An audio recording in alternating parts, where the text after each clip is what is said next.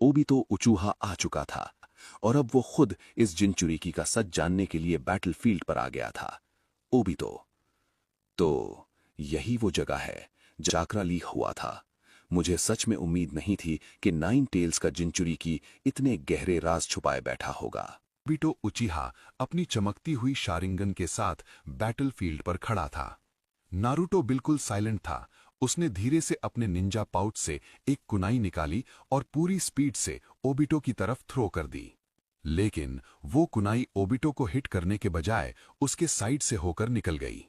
Obito ने एक arrogant हंसी हंसी, तुम्हारा एम बहुत खराब है किड, मुझ पर ऐसे वीक अटैक्स वर्क नहीं करते। लेकिन ओबिटो को ये नहीं पता था कि वो कुनाई नॉर्मल नहीं थी, उस पर स्पेशल ब्लैक सील्स लगे हुए थे। जैसे ही वो कुनाई ओबिटो के साइड से गुजरी, नारुतो अपनी जगह से वैनिश हो गया। Yellow flash. ककाशी की सांस अटक गई। ओबिटो के ठीक साइड में नारुतो अचानक अपीयर हुआ। उसके हाथ में चाकरा का एक वायलेंटली स्पिनिंग ब्लू स्फीयर था, रासेनगान।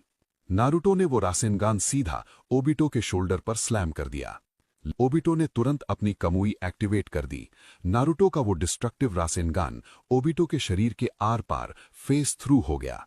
उस अटैक की शॉक वेव से जमीन फट गई और ओबिटो पीछे की तरफ स्लाइड हो गया। फ्लाइंग राइजिन, रासेनगान, मुझे तुम्हें कैप्चर करने के लिए एक डिटेल्ड प्लान बनाना होगा नारुतो, हम जल्द मिलेंगे। ये कहकर ओबिटो उस ट्विस्टिंग स्पेस के अंदर पूरी तरह वैनिश हो गया। मैदान में एक डेथली साइलेंस छा गया। सास्के जमीन पर बैठा था, उसका उचीहा प्राइड पूरी तरह क्रश हो चुका था। तभी नारुतो ने अपनी वो डबल स्टेयर हटा ली। उसने अपना इडियट मास्क वापस पहन लिया और बहुत ही इनोसेंट फेस बनाकर ककाशी की तरफ देखा। सेंसे, वो क्रीपी मास्क्ड मैन कौन था? मुझे तो बहुत डर लग रहा है। लेकिन ककाशी अपनी जगह से नहीं हिला। उसकी शारिंगन नारुतो पर लॉक्ड थी। ककाशी ने धीरे से अपनी कुनाई नीचे की और नारुतो के बिल्कुल करीब आकर खड़ा हो गया। उसकी आवाज में सिर्फ प्योर सीरियसनेस थी। सॉरी नारुतो, लेकिन अब और तुम मुझे उल्लू नहीं बना सकते। चुपचाप बता दो कि तुम असल में कौन हो। नारुतो की वो इनोसेंट फेक स्माइल अचानक से गायब हो गई। ककाशी ने फाइनली उसका झूठ पकड़ लिया था। नारुतो कुछ बोलने ही वाला था कि तभी पेड़ों की शैडोज के बीच से अचानक उनके बिल्कुल साइड में अपीयर हुई। वहां धुएं के बीच एक टॉल फिगर खड़ा था। ककाशी तुरंत झटके से पीछे हटा और उसने दोबारा अपनी कुनाई उठा ली। लेकिन ककाशी कोई जूत्सु यूज करता उससे पहले ही कोने बहुत स्पीड में एक हैंड साइन बनाया। सूश। जमीन पर एक massive glowing green ceiling formula फैल गया। वो फॉर्मूला सीधा ककाशी, सास्के और साकुरा के पैरों के नीचे से गुजरा। पलक झपकते ही तीनों की आंखें वाइट हो गईं और वो बिना कोई आवाज किए जमीन पर गिर गए, डीपली अनकॉन्शियस। रिलैक्स, मैंने इन्हें कोई नुकसान नहीं पहुंचाया है। मैंने बस एक हाई लेवल जूत्सु से इनकी मेमोरी वाइप कर दी है। इनके दिमाग से मोमोशिकी, किनशिकी, ओबिटो और तुम्हारे सारी मेमोरीज हमेशा के लिए इरेज हो चुकी हैं। मैंने इनके दिमाग में एक फेक मेमोरी प्लांट कर दी है कि जाबुजा और हाकू एक नॉर्मल फाइट के बाद अपनी हार मानकर यहां से रिट्रीट कर गए हैं। जब ये होश में आएंगे तो इन्हें असलियत का कुछ याद नहीं होगा। तुम्हारी रियलिटी अभी भी एक सीक्रेट है, सेवेंथ होकागे। जंगल की ठंडी जमीन पर ककाशी ने धीरे से अपनी शारिंगान आंख खोली। का जंजुत्सु पूरी तरह खत्म हो चुका था। ककाशी, सास्के और साकुरा जमीन से उठे। उनके दिमाग में सिर्फ एक ही मेमोरी थी। जबूजा को रियलाइज हो गया था कि वो ककाशी से नहीं जीत सकता, इसलिए वो हाकू के साथ फॉग में रिट्रीट कर गया। टीम 7 ने बिना किसी और बड़े खतरे के वेव कंट्री का मिशन कंप्लीट किया। ताजुना का ब्रिज बन गया और वो लोग वापस हिडन लीफ विलेज लौट आए। लेकिन ककाशी के एलीट जोनिन इंस्टिंक्ट्स उसे अंदर ही अंदर परेशान कर रहे थे। होकागे ऑफिस में ककाशी थर्ड होकागे हिरुजन के सामने खड़ा था। उसने अपनी मिशन रिपोर्ट सबमिट कर दी थी। मिशन सक्सेसफुल रहा लॉर्ड होकागे। जबूजा रिट्रीट कर गया था। रिपोर्ट देने के बाद ककाशी ऑफिस से बाहर आ गया, लेकिन उसका दिमाग शांत नहीं था। उसकी मेमोरी में सब कुछ नॉर्मल था, लेकिन उसका सबकॉन्शियस माइंड चीख चीख कर कह रहा था कि उस फॉग वाले जंगल में कुछ बहुत ही टेरिफाइंग हुआ था और उसका शक सिर्फ एक इंसान पर जा रहा था, नारुतो। शाम का वक्त था। हिडन लीफ विलेज में सूरज ढल रहा था। नारुतो अपने अपार्टमेंट की तरफ पैदल जा रहा था। वो रास्ते में अपने हाथ पीछे रखकर एक नॉर्मल बेवकूफ गेनिन की तरह हमिंग कर रहा था।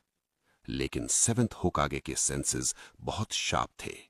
नारुतो बिना पीछे मुड़े भी फील कर सकता था कि पेड़ों के शैडोज में से कोई उसे छुपकर ऑब्जर्व कर रहा है। वो चाकरा ककाशी का था। नारुतो समझ गया कि कोजी का जेंजुत्सु 100% परफेक्ट होने के बावजूद ककाशी जैसे जीनियस निंजा की गट फीलिंग को पूरी तरह इरेज नहीं कर पाया था। नारुतो ने कोई रिएक्शन नहीं दिया। वो अपनी गूफी चाल चलता रहा। अचानक स्विश, ककाशी पेड़ों से नीचे उतरा और सीधा नारुतो के सामने आकर खड़ा हो गया। नारुतो ने तुरंत पीछे हटने की और एकदम से डरने की एक्टिंग की। वाह ककाशी सेंसे, आप डरा ही देते हो। आप मुझे यहां फॉलो क्यों कर रहे हो? ककाशी ने कुछ नहीं कहा। उसकी आधी ढकी हुई आंख से वो नारुतो को बहुत डीपली ऑब्जर्व कर रहा था। दोनों के बीच कुछ सेकंड्स के लिए एक भारी अनकंफर्टेबल साइलेंस छा गया। उसने अपनी पॉकेट में हाथ डाला और एक पेपर निकाला। ककाशी ने वो पेपर धीरे से नारुतो की तरफ बढ़ा दिया। वेव कंट्री के मिशन में तुम्हारी सर्वाइवल इंस्टिंक्ट्स नॉर्मल से बेटर थीं। लीफ विलेज में जल्द ही कुछ बहुत बड़ा शुरू होने वाला है। ये चुनिन एग्जाम्स का एप्लीकेशन फॉर्म है। नारुतो ने वो पेपर अपने हाथ में लिया। उस एक मोमेंट के लिए नारुतो की वो गूफी बेवकूफों वाली स्माइल रुक गई।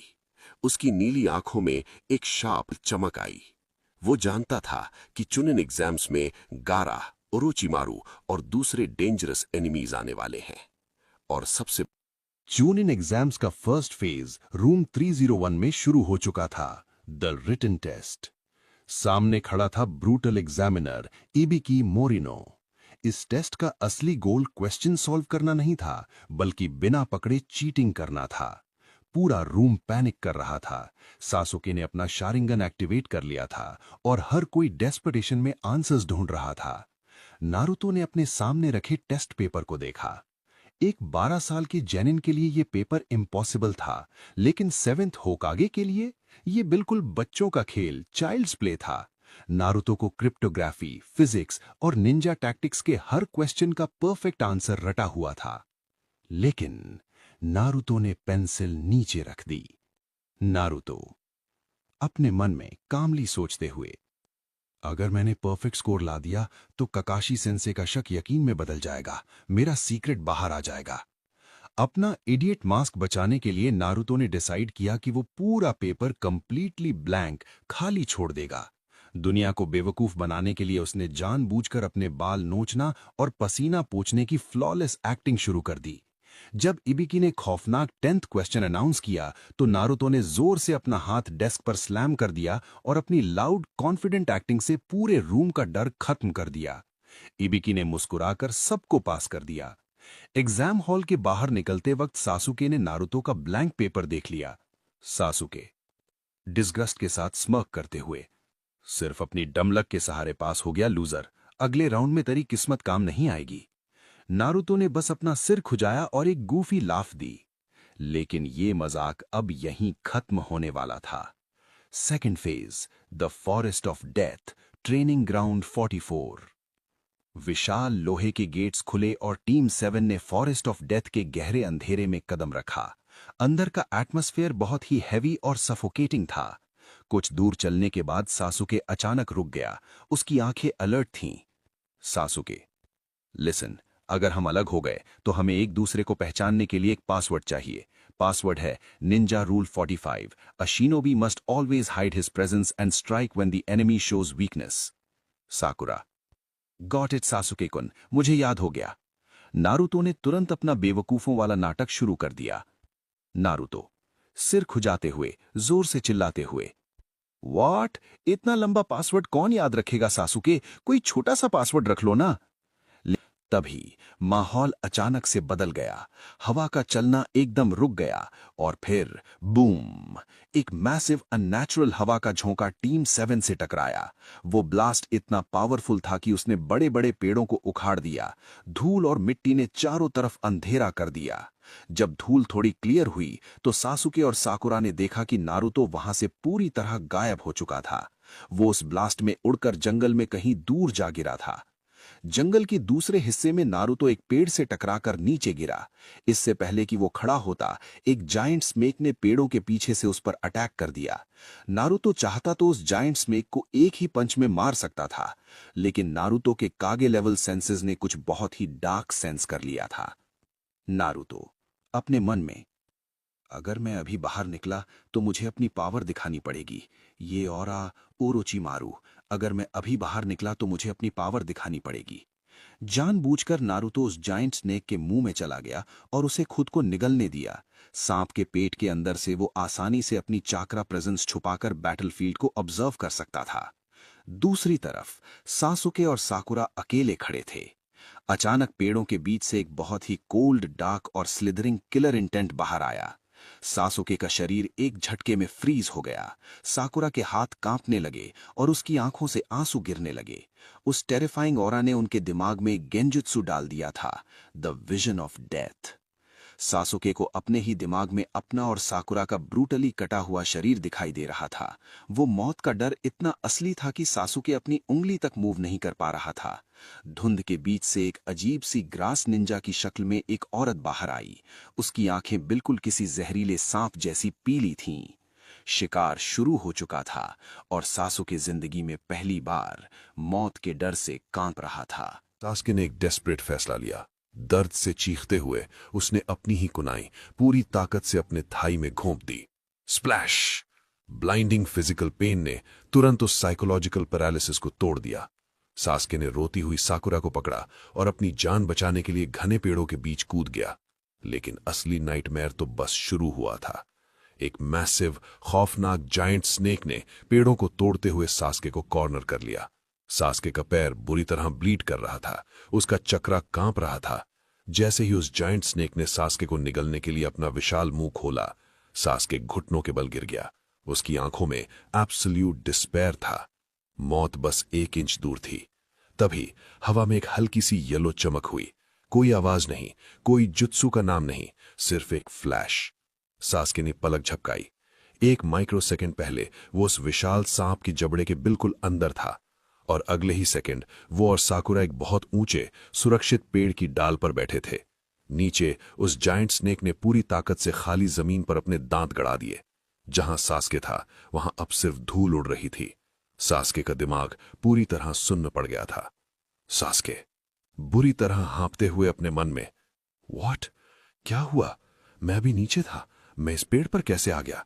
मैंने किसी को कोई जुत्सु यूज करते नहीं देखा। ये इम्पॉसिबल है। इससे पहले कि सासुके फ्लाइंग राइजिन की इम्पॉसिबल स्पीड को प्रोसेस कर पाता, उनके ठीक सामने वाली डाल पर किसी के लैंड करने की आवाज आई। नारुतो की ऑरेंज जैकेट भारी हवा में लहरा रही थी। उसने धीरे से अपने कंधे के ऊपर से पीछे देखा। उसके चेहरे पर एक कॉन्फिडेंट शार्प स्मर्क थी। नारुतो एकदम कूल और अनवेवरिंग आवाज में, हे, क्या तुम्हें चोट लगी स्कैडी कैट? सासुके की आंखें एब्सोल्यूट शॉक में फटी रह गई। लेकिन सवाल पूछने का टाइम नहीं था। पेड़ों के शैडोज से वो ग्रास निंजा यानी ओरोचिमारू बाहर आई। उसकी लंबी जीभ बाहर आई और उसने अपने होठों को चाटा। ओरोचिमारू का ट्विस्टेड ईविल ऑरा पूरे जंगल में फैल गया। नारुतो जानता था कि अगर वो यहां लड़ा तो सासुके उसकी कागी लेवल मूवमेंट्स देख लेगा।